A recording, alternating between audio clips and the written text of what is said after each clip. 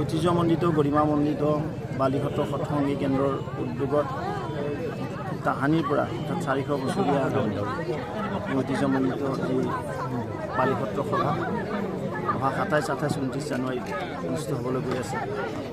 আৰু ইয়াৰ লগত সংগতি ৰাখি আজি যি ৰভা মঞ্চ 28, 29, 30 তাৰিখত অনুষ্ঠিত হ'বলৈ গৈ আছে। ইয়াৰ লগত সংগতি ৰাখি যি ৰভা মঞ্চ আদি কৰি বিভিন্ন ধৰণৰ অনুষ্ঠান কৰা হয়।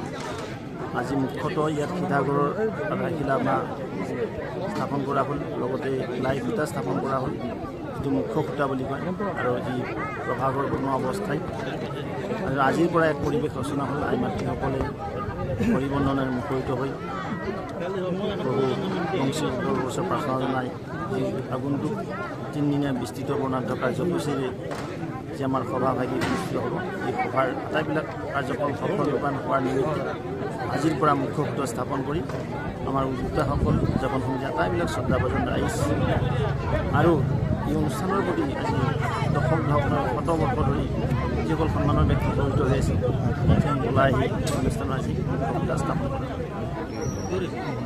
ৰাজচক্ৰৰ অন্তৰ্গত বালিসত্ৰ সৎসংগী সত্ৰ এখন হৰিদেৱীয় সত্ৰ। অসমৰ অন্যান্য সত্ৰৰ দৰে বালিসত্ৰ সৎসংগী সত্ৰৰো ধৰ্মীয় মাহাত্ম্য আছে, আধ্যাত্মিকতা অন্যান্য সত্ৰৰ দৰে ইয়াত বিৰাজমান।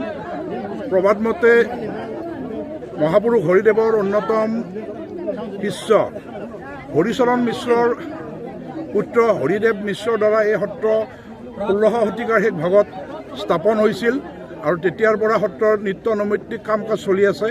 আৰু আমাৰ সত্ৰৰ প্ৰধান হৃদপিণ্ডটোৱে হ'ল আৰ্য প্ৰজ্বলন।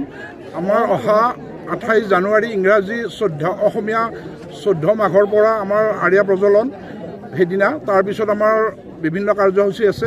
এই সভা মহোৎসৱৰ আজি প্ৰথম কাৰ্যসূচী আছিল আমাৰ ৰভাৰ যি লাইখুঁটা স্থাপন।